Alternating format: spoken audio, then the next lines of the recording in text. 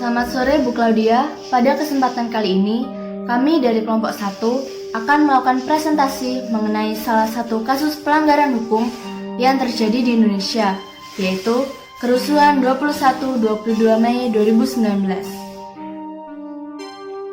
Setelah hasil Pilpres 2019 diumumkan oleh KPU, Selasa 21 Mei 2019 dini hari, terdapat beberapa kelompok yang mulai melakukan aksi unjuk rasa penolakan hasil pemilu secara damai di depan kantor Bawaslu. Koordinator lapangan meminta kepada Kapolres Jakarta Pusat, Kombes Hari Kurniawan, untuk diizinkan berbuka puasa bersama serta sholat maghrib, isya hingga tarawih berjamaah di lokasi. Kepolisian kemudian memberikan toleransi bagi unjuk rasa yang telah berlangsung secara kondusif sejak siang hingga petang.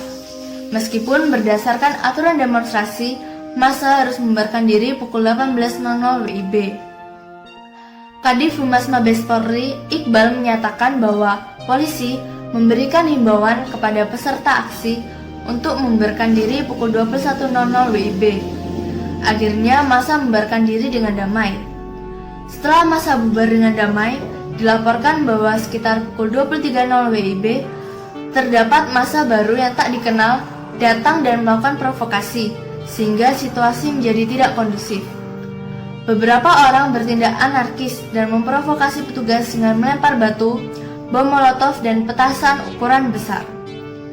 Sesuai dengan SOP bahwa tidak boleh lagi ada aksi massa setelah larut malam, petugas TNI dan Polri mencoba menghalau dan mendorong massa untuk mundur. Massa kemudian terpecah, ada yang ke Jalan Sabang dan ada yang masuk ke gang-gang kecil. Mereka bukan menunjukkan sikap kooperatif, melainkan mereka malah menyerang petugas dengan brutal di Jalan Sabang dan Wahid Hasyim. Dari insiden tersebut, Polda Metro Jaya mengamankan 58 orang yang diduga sebagai provokator kericuhan. Dugaan sementara, menurut Iqbal, ada beberapa indikasi bahwa mayoritas pemicu kericuhan berasal dari luar Jakarta. Setelah massa sebelumnya diamankan hari Rabu 22 Mei 2019, pukul 2.45 dini hari muncul sekelompok massa berbeda. Pukul 03.00, sekelompok 200 massa berkumpul di Jalan KS Trubun, Jakarta Barat, yang menurut dugaan polisi telah disiapkan dan direkayasa. Iqbal menuturkan bahwa polisi seperti biasa mengimbau massa untuk mundur, dengan Polres Jakarta Barat dibantu oleh tokoh masyarakat, pemuka maupun para pemuda FPI. Massa kemudian bergerak ke arah asrama Mabes Polri di Petamburan dan menyerang asrama Brimob dengan batu, bom molotov, petasan hingga botol sebelum petugas piket menghalau dengan gas air mata. Alih-alih mundur, massa terus berangkek masuk ke asrama Brimob. Mereka melakukan perusakan asrama dan membakar belasan kendaraan yang parkir di halaman, kendaraan pribadi hingga dinas. Total mobil yang rusak berjumlah 11 unit dengan kerusakan berada di bagian kaca depan. Terdapat 14 unit mobil yang terbakar, yaitu truk pengendali massa atau Dalmas milik Satpol PP, mobil Dalmas, dan 11 unit mobil umum. Pukul 05.00 pagi, Kapolda Metro Jaya Gatot Edi Pramono tiba untuk menenangkan massa yang masih ada di lokasi. Pukul 09.00, sejumlah massa mengalami bentrok dengan polisi di Jalan Jati Baru Raya, Tanah Abang. Massa melempari aparat dengan batu dan berbagai barang, sementara polisi berusaha mengurai kerumunan dengan menggunakan gas air mata. Kerusuhan mulai terjadi di Jalan Selipi 1, Palmera hingga ke arah Floyer Selipi sejak pukul 11.20 siang. Kericuhan di Floyer Selipi mulai dibubarkan oleh polisi dengan gas air mata pada pukul 18.50 malam. Lalu pada malam harinya, sekitar pukul 18.30, massa mulai berkumpul di depan kantor Bawaslu. Pada pukul 19.00, pasangan Capres-Cawapres Prabowo Sandi beserta Fadlizon dan Neno Warisman sempat berorasi di atas mobil komando. Pada pukul 20.15, ketegangan mulai memuncak di Jalan Brigjen Katamso setelah 1 batalion marinir tiba. Keesokan paginya, Kamis 23 Mei 2019, pada pukul 1:20, Istana Negara mulai dijaga ketat oleh aparat.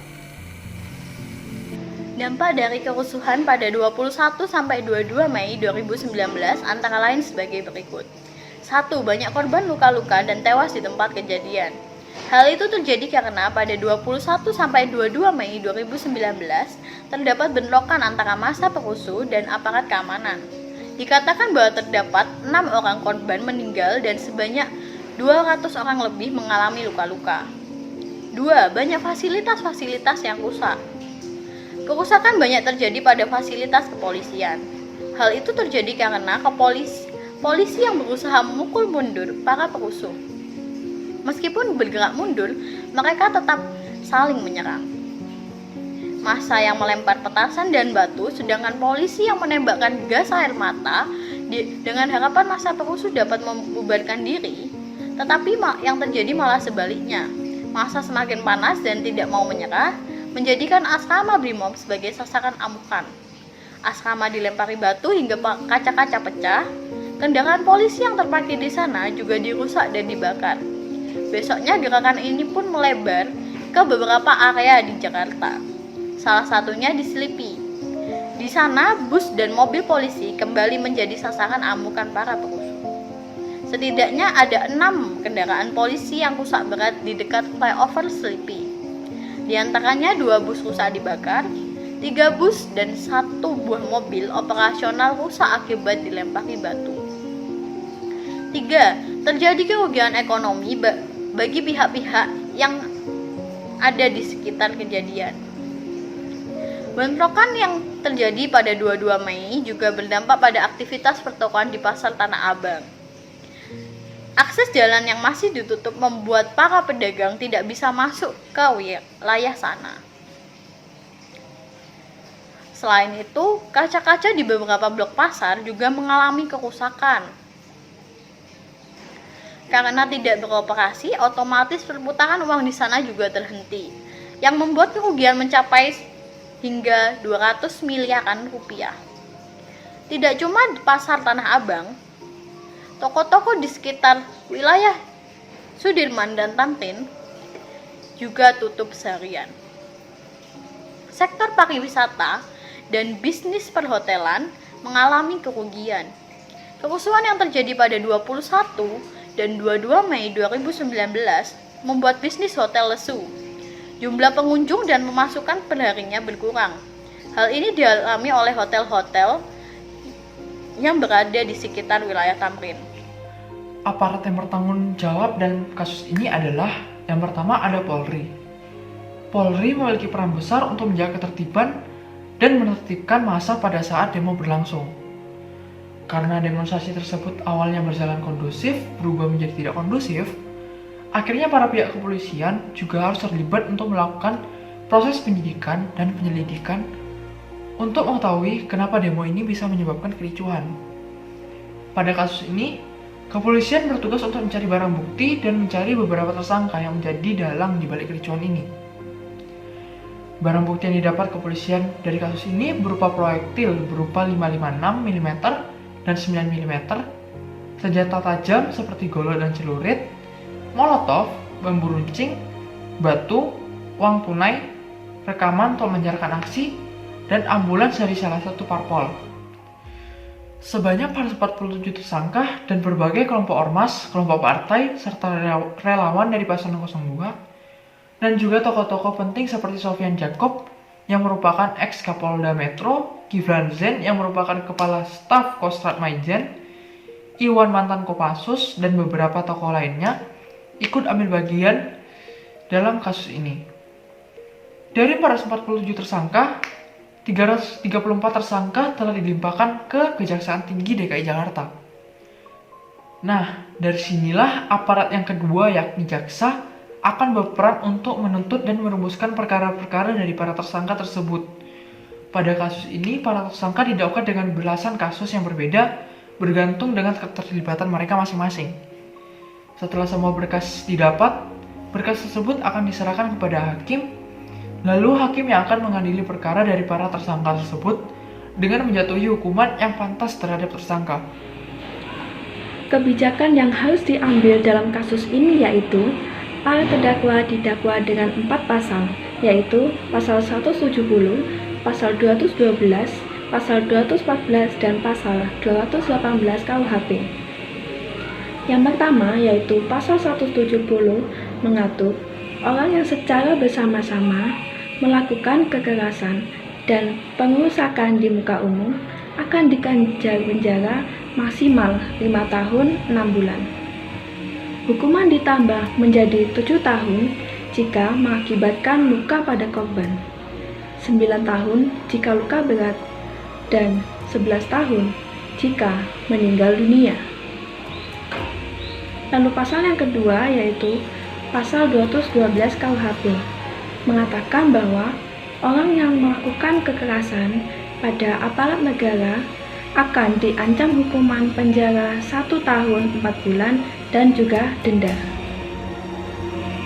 Lalu untuk pasal yang ketiga yaitu pasal 214 KUHP mengatur orang yang mengeroyok aparat negara akan diancam penjara maksimal 7 tahun. Hukuman bisa meningkat menjadi 8 tahun 6 bulan jika mengakibatkan luka, 12 tahun jika luka berat, dan 15 tahun jika mengakibatkan kematian.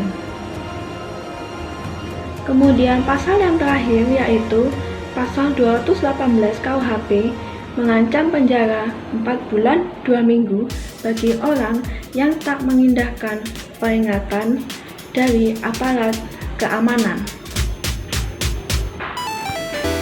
Ya, bagaimana? Apakah kalian sudah paham seluk-beluk kasus 22-23 Mei 2019? Semoga video ini dapat membantu Anda. Terima kasih.